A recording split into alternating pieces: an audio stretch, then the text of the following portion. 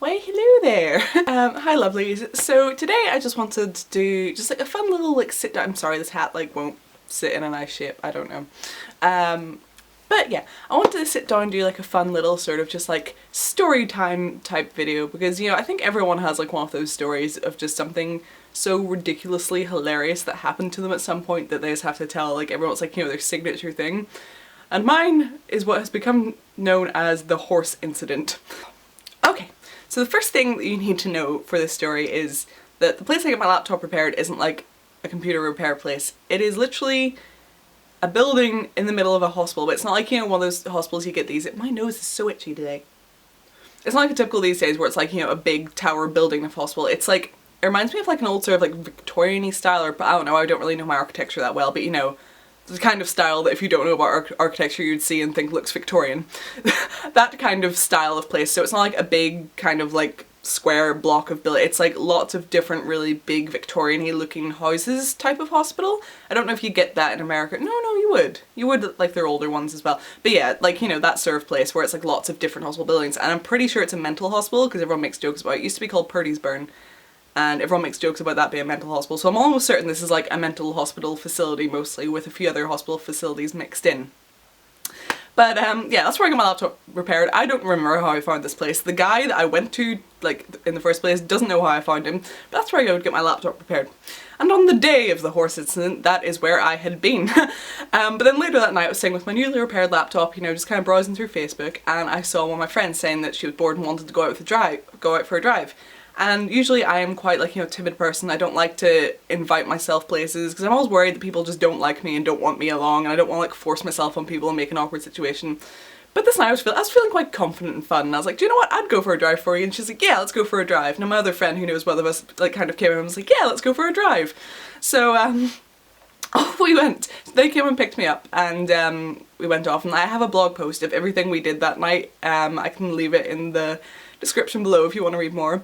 But one of the first places we went, I think it was about 1 or 2 o'clock in the morning, was the hospital place.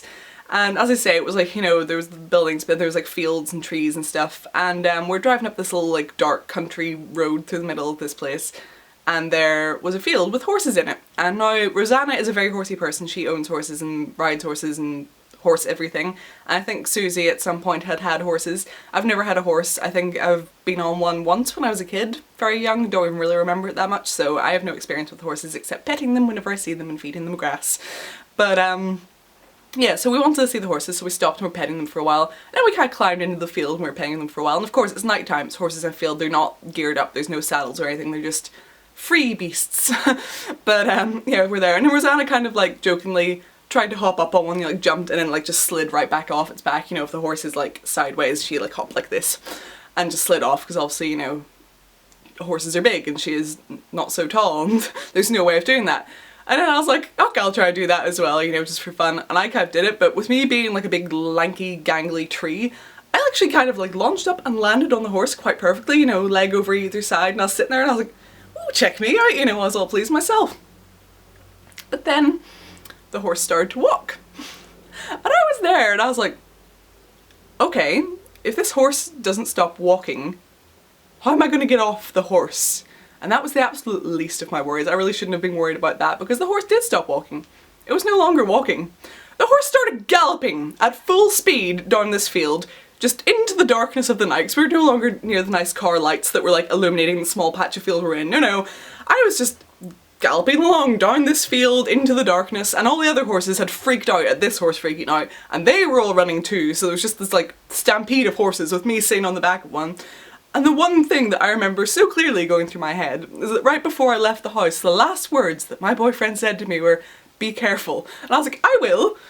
So I'm sitting on this horse, just flying on down this field, and all I can think is, Jake told me to be careful, and I wasn't careful, and now I'm gonna die. This is the night that I die. So the only thing I could think of doing was I kind of like tried to shimmy my way back the horse. I was like, right, maybe if I can get to its like butt, I can just fall off the bottom. So I was like shimmying my way back, and I got around about to the edge of its butt, but before I could shimmy my way off, it kind of like kicked it didn't like full on kick, but it like certainly bounced its butt up in the air. So I just went sailing off into the night, just flying into the air, and I was just like, I didn't know what was happening, and I don't really remember a lot of what happened at this point because I was just somewhat traumatized, but they were watching this whole thing, and apparently what happened was I like flew off, actually landed quite spectacularly on my feet on the ground, but then from the force wall I landed on my feet and then fell back onto my butt, and then I slid down the field a good 6 feet on my butt, just like in this sort of position, just sliding on down. I was just sitting there after I stopped, shaking, like waiting to see if I felt any, because you know if you get like hurt, you don't always feel it, so I was like, did the horse kick me? Am I gonna die? Did it like kick me in the head? So I was waiting to see if I could feel any pain. There was no pain other than, you know, kind of sore bum, slightly bruised ego.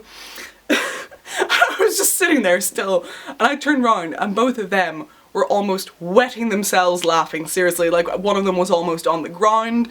And once I'd kind of calmed down a little bit, then I just went into hysterics as well. So we're just lying in this field basically, laughing and wheezing and gasping for breath. And I think back and I'm like, if anyone had seen this whole thing that had just happened, they probably would have thought that we escaped from the mental hospital, because the whole situation was just so ridiculous. And I wish more than if there was any like moment from my entire life that I could have on video, it would be that, because I don't think I'll ever be able to top that. And there's no way in hell that I'm going to try to recreate that night. As fun as it was, I don't want to risk my life again. So yeah, definitely not on the list of the smartest things I've ever done. Certainly don't recommend it. Do it as I say, not as I do. Don't ever jump on random horses in the night. It's so dangerous and so stupid. But it all kind of just, it happened too quick for me to realise what was happening. I never intended on even getting up on the horse. I was just doing what my friend did, like, you know, ooh, let's see if I can get up, and then I did get up and everything went bad from that point. But definitely one of the most stupid things I've done, but also one of the funniest things that has ever happened to me, I swear. It, like, honestly, I can't even do it justice by explaining it. You should have seen how hard they were laughing, and that's all we were talking about for the rest of the night, was just my ridiculousness. But yeah, it's just one of those stories that I, like, love, and I really want to share it with all you guys, because, you know, you're my little friends, even if you're all far away, scattered across the world. Yeah, as I say, I hope you enjoyed this. And there's a few things. One is you should really go over to my gaming channel if you haven't already and check it out, because we're actually going to start this really big like series. It's like going to be like this fantasy quest series, and there's a Kickstarter going on for it and stuff, and like the little trailer and all, and you should go and check that out on my gaming channel. It's Metal Gaming. There is always a link at the end of my videos. There'll be a link in the description, all the things you need. And another thing I want to talk about that I have mentioned before on my channel, but I know some of you are new or some of you might not have seen it, is a website called Opinion Outpost, and it's just like a quick little heads up for you guys, because last time I mentioned it, you know, I kept on getting like lots of tweets and messages, people saying how easy they're making money, and I was like, oh, I helped! But it's one that I'm on, and it's available in the UK, which is great, and like, you know, you see a lot of things online, it's like, oh, you can make money online, and it's always not true. This one actually is. Literally all you do is you sign up, and it's UK and America and probably everywhere else. I know it's definitely UK and America.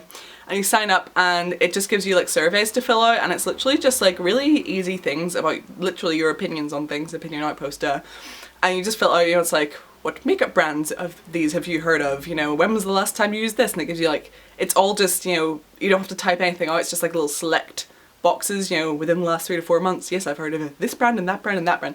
You just fill those out and you can make money through that. And you can either get money through PayPal, you can get Amazon gift vouchers, or you can get iTunes gift vouchers. I go for Amazon gift vouchers just so I can buy myself pretty things, you know, anytime. And I know some people who have made some money through that, and I just thought I'd share it with you guys because you really liked it last time I did. And of course the link to Opinion Outpost and any other relevant information will be in the description box below. So yes, that is that ridiculous story over. I hope you enjoyed it. I will see you in my next video. Remember to like, comment and subscribe. Leave a comment with the funniest thing that's ever happened to you, because I love laughing at people's silly stories. And I will see you in my next video. Thanks. Bye guys.